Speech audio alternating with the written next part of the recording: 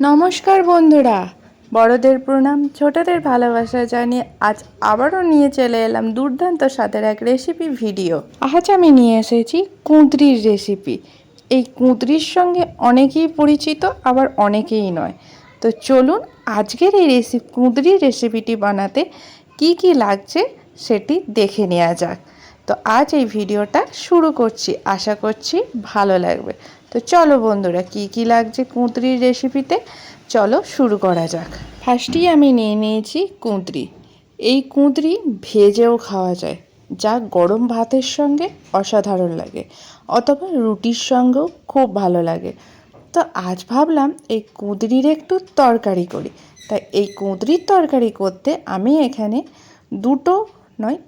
তিনটে বড় সাইজের পেঁয়াজ কেটে নিয়েছি, আর কেটেছি লম্বা করে আলু আর লম্বা করে কুঁদরি, আর পেঁয়াজগুলো বেশ বড় বড় করে কেটে নিয়েছি। তারপরে আমি এখানে একটা মশলা তৈরি করে নিচ্ছি। মশলাটি অন্য কিছুই নয়, নিত্য প্রতিদিনের মশলা। চা চামচের 1 চামচ ধনে গুঁড়ো, চা চামচের 1 চামচ জিরে গুঁড়ো, আর 1 চামচ হলুদ গুঁড়ো দিয়ে ভালো করে জল দিয়ে এটি মিশিয়ে নিচ্ছি। এটিকে আমি মিশিয়ে নিয়ে জলের সাহায্যে এটিকে এখন আমি রেখে দেব। জলের সাহায্যে মিশিয়ে রেখে দিলে মশলাটি বেশ ফুলে ফেঁপে উঠবে, খেতে খুব ভালো হবে। এরপর আমি একটি কড়াই বসিয়ে, কড়াই গরম হয়ে গেলে আমি দিয়ে দিলাম তেল। এখানে আমি সাদা তেল ইউজ করলাম, তোমরা চাইলে সর্ষের তেল ইউজ করতে পারো। তারপরে আমি কুঁদরিটা খুব ভালো করে এখানে ভেজে নেব। কুঁদরিটা কিন্তু খুব ভালো করে ভেজে নিতে হবে, ভালো করে না ভাজলে তরকারির স্বাদটা একদম ভালো হবে না। আমি এখানে ঢাকা দিয়ে দিয়ে ভেজে নিচ্ছি।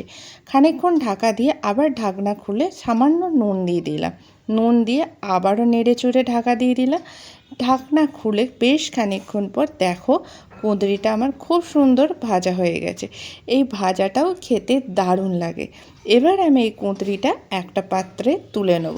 এই দেখো আমি সমস্ত কুঁদরি একটা পাত্রে তুলে নিয়েছি। তারপর ওই কড়াইয়ের মধ্যে আবারও তেল দিয়েছি, এখানে আমি সর্ষের তেল দিয়েছি। সর্ষের তেল দিয়ে দিলাম 5 ফোড়ন, বেশ খানিকটা 5 ফোড়ন দিয়েছি।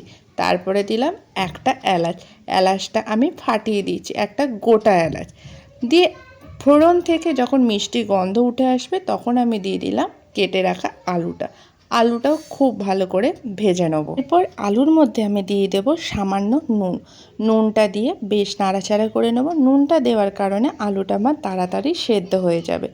নুন দিয়ে নাড়াচাড়া করে আমি ঢাকা দিয়ে দিয়েছিলাম। বেশ খানিকক্ষণ ঢাকা দেওয়ার পর আবার ঢাকনা খুলে দেখো আলুটা আমার খানিকটা হয়ে গেছে। এরপরে আমি দিয়ে দিলাম কেটে রাখা পেঁয়াজটা এই আলুর সঙ্গেই আমি ভেজে নেব। পেঁয়াজটা দিয়ে আবারও আমি কড়াইয়ে ঢাকা দিয়ে দেবো। ঢাকনা খোলার পর আলু আর পেঁয়াজ দেখো আমার ভাজা হয়ে গেছে। এবার আলুটা একটু সরিয়ে ওর মধ্যেই আমি দিয়ে দেবো আদা বাটা। এখানে আমি 1 চামচ আদা বাটা দিয়েছি, বড় চামচের 1 চামচ। একই সঙ্গে এই আলুর সঙ্গে আদাটা কষিয়ে নেব। আদাটা খুব ভালো করে কষিয়ে নেব। দেখো আমি এখানে খুব ভালো করে কষিয়ে নিয়েছি, তা নাহলে আদার কাঁচা গন্ধ বেরোবে। তাই আদাটা খুব ভালো করে কষিয়ে নেওয়ার পর আমি দিয়ে দিলাম সেই মশলার পেস্টটা, যেটা আমি জল দিয়ে গুলে রেখেছিলাম, ধনে জিরে আর হলুদ দিয়ে ভালো করে নাড়াচাড়া করে মশলাটা যাই কষানো হয়ে যাবে তার মধ্যে আমি দিয়ে দিলাম সামান্য চিনিটা একদম খুবই অল্প, একটু টেস্টের ব্যালেন্সের জন্য। এরপর আমি দিয়ে দিলাম বড় চামচের 2 চামচ টমেটো সস। এই সসটা দেওয়ার কারণে এই তরকারির স্বাদ আরও দ্বিগুণ হয়ে যাবে, তাই সসটা দিতে ভুলো না। সসের জায়গায় যদি টমেটো থাকে তাহলে তোমরা একটা বড় গোটা টমেটো ইউজ করতে পারো। আমার কাছে টমেটো ছিল না, তাই আমি এখানে সসটা ইউজ করেছি। এরপর মশলাটা ভালো করে কষানো হয়ে গেলে আমি দিয়ে দিলাম ভেজে রাখা কুঁদরিটা দিয়েও বেশ ভালো করে আমাকে নাড়াচাড়া করে নিতে হবে। কুঁদরির সঙ্গেও মশলাটা আমি কষিয়ে নিচ্ছি। সমস্ত মশলা কষানোর পর এরপরে আমি দিয়ে দিলাম পরিমাণ মতো জলটা আমি খুব অল্প দিয়েছি, একদম বেশি দিইনি, কেননা তরকারিটা একদম মাখা মাখা হবে। নুনটা এরপরে আমি দিয়ে দিচ্ছি নুন দেবো স্বাদ মতো। আমাদের কুঁদরি ভাজার সময়তেও নুন দেওয়া আছে, আলুতেও নুন দেওয়া আছে, তাই নুনটা বুঝে দিতে হবে। আমি খুবই অল্প নুন দিয়ে ঢাকা দিয়ে দিয়েছিলাম। বেশ খানিকক্ষণ ঢাকা দেওয়ার পর ঢাকনা খুলে আমি দিয়ে দিলাম লঙ্কাটা।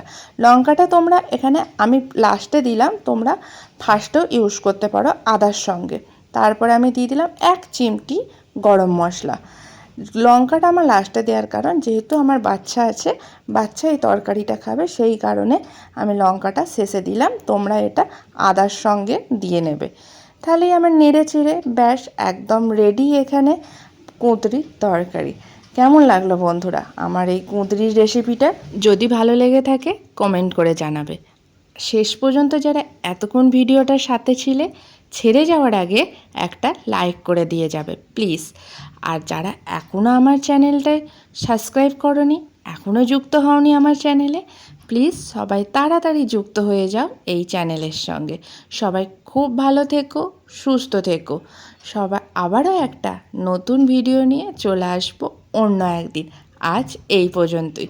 সবাই খুব ভালো থেকো। টাটা বন্ধুরা।